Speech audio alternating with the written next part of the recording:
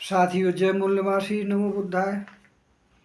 सभी साथियों से विनम्र निवेदन है कि मेरे इस चैनल को सब्सक्राइब करें और मुझे आगे बढ़ाने में इस मिशन को थोड़ी सी मदद करें। मुझे कोई आर्थिक मदद की आवश्यकता नहीं है, केवल सहयोग की आप लोगों से अपेक्षा रखता हूं। जय मूल्यवासी, नमो बुद्धाय। आज के वीडियो का विषय है धर्म तथा भौतिक सुख सुविधाओं के जंगल में शांति सुकून तलाशती मानव सभ्यता। विश्व की मानव विरासत, मानव सभ्यता के साथ साथ भारत देश और भारत की नई पीढ़ी के प्रमुख दुश्मन नशा, मनोरंजन, वास्तविक मानवीय मूल्यों पर आधारित शिक्षा का पूर्णतः अभाव, मानवीय मूल्यों का स्थान छीनता धर्म। इन सभी मानव विरासत सभ्यताओं के जितने भी दुश्मन कारक और कारण हैं, उन सभी मानव विरोधी कारणों का जन्मदाता कहीं न कहीं यह धर्म ही है। यह धर्म है। यहाँ धर्म का तात्पर्य केवल हिंदू धर्म ही नहीं है, लेकिन यह मानवीय गुण है कि वह स्वयं जिससे ज़्यादा प्रभावित होता है, नकारात्मक या सकारात्मक को सबसे पहले वह आकर्षित, प्रतिकर्षित या फिर आत्मसात करता है या फिर विरोध करता है। जैसे ही शिक्षा का प्रकाश भारत की मानव सभ्यता में फैला है, वह सच और झूठ की खोज करने लगी है। और यही कारण है कि अब जैसे ही भारत की सबसे बड़ी संख्या का धर्म बना हुआ है, हिंदू धर्म नामक षड्यंत्र है, उसकी परतें खुलने लगी हैं और हिंदू धर्म के धार्मिक धूर्तों की वास्तविक चेहरा, काला चेहरा सामने आने लगा है, जिसे देखकर उसे स्वयं लज्जित होना चाहिए था, लेकिन वह इंसानियत विरोधी लोग इससे लज्जित नहीं हुए। वह धूर्त उस कलंक को जस्टिफाई कर रहा है। यह हिंदू धर्म जिन पर टिका हुआ है, मूर्तियों पर, धर्म क्षेत्रों पर, मंदिरों पर, किस्से कहानियों वाली रामायण महाभारत पर जैसे धार्मिक किताबों पर, आज का यह हिंदू धर्म जो वास्तव में पूर्व कालखंड में 500 साल पहले ब्राह्मण धर्म था, आर्य धर्म था, वैदिक धर्म था, यही नामों से यह पुकारा जाता था। यह सभी मूर्तियां धर्म क्षेत्रों, मंदिरों आदि में जो रखी हुई हैं, यह किताबें और यह सभी धार्मिक पात्र सभी अन्य धर्मों जैसे बौद्ध धर्म तथा ईरानियन जो राष्ट्रीय धर्म, जो ईरान का धर्म है, से चुराए गए हैं, कॉपी पेस्ट किए गए हैं। लेकिन वास्तव में चिंतन मनन किया जाए तो सारा सच सामने आ जाता है, जो वास्तव में अनंत ब्रह्मांड के महाभूतों के गुण के परिचायक होते हैं। जैसे पृथ्वी सभी का समान रूप से भार उठाती है, सभी का समान रूप से पोषण करती है बिना किसी भेदभाव के, यही उसका गुण और धर्म है। जैसे सूर्य सभी को समान रूप से ताप देता है, धूप देता है, वह सभी जीवधारियों अजैविक तथा अजैविक पालन पोषण करता है, कभी भी इसमें भेदभाव नहीं रखता है। यह उसका गुण और धर्म है। जैसे हवा, यह लगातार बहने वाली प्राणवायु सभी को बगैर किसी ऊंच नीच छुआछूत के समान रूप से जीवन प्रदान करती है, यही उसका गुण और धर्म है। अग्नि, यह महाभूत सभी जीवधारियों के अंदर तो विद्यमान है ही, लेकिन जो भौतिक रूप से सामने आपके जीवन को सुखी, संपन्न और सुरक्षित बनाए हुए है, यह उसके गुण और धर्म हैं। जैसे प्रकृति है, सभी को समान रूप से बनाया है, सभी का पालन पोषण कर रही है, सभी के अंदर एक जैसे ऑर्गन, रक्त, मांस, मज्जा, अस्थि इत्यादि का निर्माण इसी प्रकृति के द्वारा हुआ है। यह समानता ही उस प्रकृति का गुण और धर्म है, और स्वयं मानव भी, जिसका गुण धर्म निश्चित है, लेकिन वह भौतिक सुख सुविधाओं की, शारीरिक सुख स्वाद और धन के गुलाम बनकर अपने मानवीय गुण धर्मों को भूल चुका है। वह प्रकृति का अंधाधुंध दोहन कर अपने अस्तित्व पर आसन संकट पैदा कर रहा है। साथियों, आप यहाँ स्वयं समझें कि यह कोई धर्म किसी धंधेबाज के हाथ की कठपुतली या उसकी हरामखोरी मुफ्तखोरी के लिए रचा गया प्रकल्प कोई धर्म कैसे हो सकता है। साथियों, यह सभी लोगों के चिंतन मनन और मानसिक मंथन का विषय है। लेकिन धार्मिक धूर्तों ने अपनी मुफ्तखोरी हरामखोरी के लिए वास्तविकता से परे ढोंग, आडंबर, पाखंड, मूर्त पूजा, किसी अव्यक्त पराशक्ति को खुश करने के लिए उससे डरकर या फिर उसके लालच में बलि प्रथा भी करी गई है। लेकिन आज मानव विरासत इतनी सभ्य और संपन्न होने के कारण बहुत से धार्मिक छलांग मारते प्रकल्पों का खात्मा हो गया है, वरना इनकी यह कोर फिलॉसफी, जिसे यह वेद कहते हैं, वह तक में बलि प्रथा पाई जाती है। उसमें गौबलि तक का उल्लेख मिलता है। यह वास्तव में धर्म नहीं, धंधा है जो बिल्कुल अंधा है, जिसे मानव सभ्यता संवेदनाओं से नहीं, अपने धर्म रूपी गुट का ही अनुसरण करना है, उसे ही आगे ले जाना है, चाहे इसके लिए मानवता का ही रक्त क्यों न बहाना पड़े, और वह लगातार बहा रहा है। साथियों, इसके साथ ही यहाँ थोड़ा सा निवेदन मैं यह भी करना चाहूँगा कि हमारे अपने लोगों को इन चीज़ों से बाहर आकर वास्तविकता की ओर बढ़ना चाहिए, क्योंकि हमारे लोग किसी भी चीज़ के चिंतन मनन के बगैर ही उसमें प्रवृत्त हो जाते हैं। अरे कम से कम जिस धर्म के हमारे लोग गुलाम बने हुए हैं, उस धर्म की अगर किताबों को ही पढ़ लें तो सारा कुछ सामने आ जाएगा। लेकिन वह एक दूसरे को देखकर सारी चीज़ों को प्रैक्टिस करने लगते हैं, इसलिए यह सारा सत्यानाश हो रहा है। यह धर्म तथा धार्मिक दोनों ही मानव के दुश्मन हैं।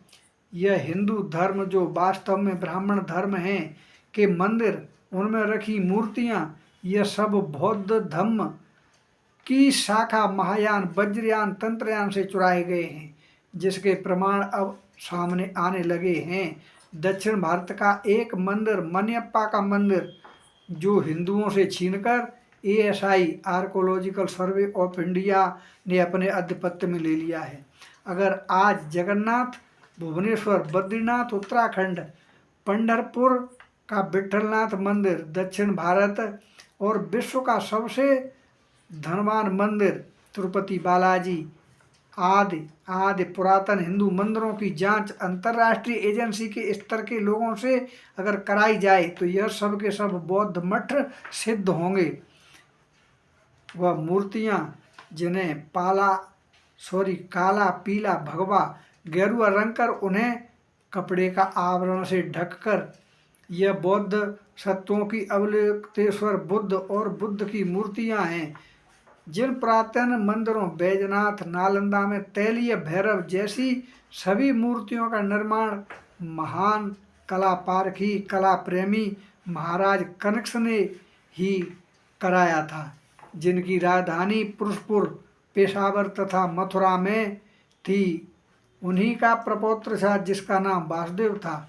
और ध्यान दें, देव बौद्ध भिक्षुओं जो अरहत होते थे उन्हें कहा जाता था, और महादेव बुद्ध को कहा गया है। जो भी व्यक्ति इस महान राजा की विरासत को देखना चाहता है वह मथुरा अगर जाए तो बौद्ध संग्रहालय जरूर देखकर आए। कृष्ण का यह सारा का सारा भूत उतर जाएगा। ना अयोध्या हिंदुओं के सनातनियों के राम की है और ना ही कोई कल्पित कृष्ण की कभी मथुरा में पैदा हुआ है। यह सब हिंदू धर्म के रामायण, महाभारत, जो बौद्ध जातक कथाओं, दशरथ जातक कथा तथा घत जातक कथा से चुराए गए, बड़ा चढ़ा कर लिखे गए प्रकल्प हैं। यह तथाकथित हिंदू धर्म जो वास्तव में ब्राह्मण धर्म है, बौद्ध धर्म की शाखा महायान, वज्रयान, तंत्रयान की लाश पर खड़ा किया गया है। साथियों, शिशुनाग वंश के जो काला अशोक थे, जिन्होंने 300 ईसा पूर्व में द्वितीय बौद्ध संगीति कराई थी, जिसमें बौद्ध धम्म दो फाड़ हो गया, एक स्थावर और दूसरा महासंज्ञक में बट गया था।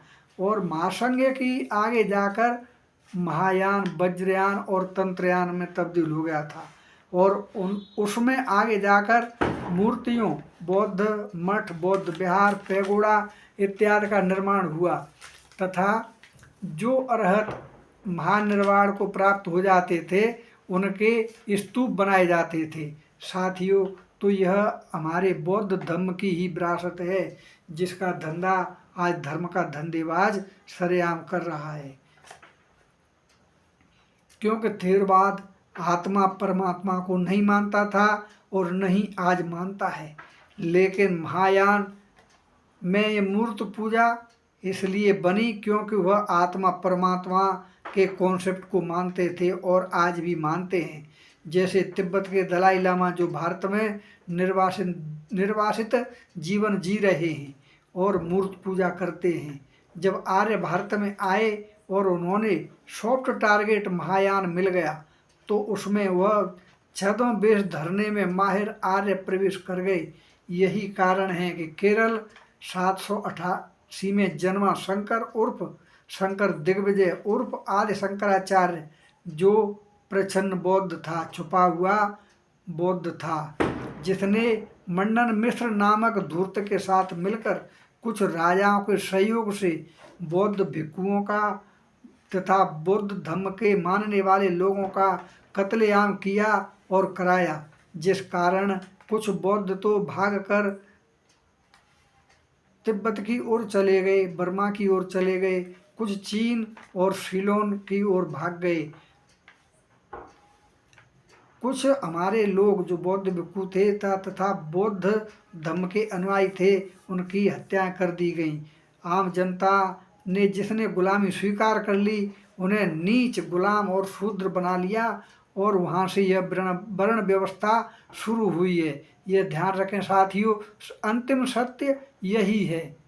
जो लोग उसे सिद्ध कर रहे हैं कि पुष्यमित्र शुंग ने यह हत्याएं की, यह सारा का सारा झूठ है। क्यों कि अगर पुष्यमित्र शुंग के द्वारा यह सब किया गया होता, जैसा कि ब्राह्मण उसे अपना ब्राह्मण भी बताते हैं, तो उसने कहीं पर भी एक मंदिर, कोई एक धार्मिक क्षेत्र का निर्माण नहीं कराया। लेकिन ऐसे अनेकों प्रमाण उपलब्ध हैं साथियों, जैसे कि भरौत का स्तूप, सांची के स्तूप का पुनर्निर्माण कराना तथा कई एक नए स्तूपों का भी, बौद्ध मठों का भी निर्माण उसने कराया और बौद्ध भिक्षुओं को दान पर दान दिए हैं। इसके प्रमाण से भरा पड़ा है इतिहास। लेकिन उसने कभी कहीं भी एक किसी धार्मिक मंदिर का निर्माण नहीं कराया। इससे यह सिद्ध होता है कि वह भी बौद्ध राजा था। तो इस प्रकल्प से हमारे लोगों को बाहर निकलना चाहिए। और जो ब्राह्मण पुष्यमित्र शुंग पर सवार होकर ईसा पूर्व स्थापित होना चाहता है, यह उसकी धूर्तता है, उसमें हमें सहयोग नहीं करना चाहिए। क्योंकि 9वीं 10वीं सदी के पहले ब्राह्मण और ब्राह्मणवाद का कहीं कोई अस्तित्व नहीं है। यह आप समझ लें और जान लें इस उद्बोधन में, और आगे जितना भी आएगा इसके बारे में खुलकर सामने आएगा। इसके पहले इतिहास में कहीं पर भी वर्ण व्यवस्था और जाति का उल्लेख नहीं मिलता है और ना ही ब्राह्मण और उसकी संस्कृत का कहीं पर भी उल्लेख है।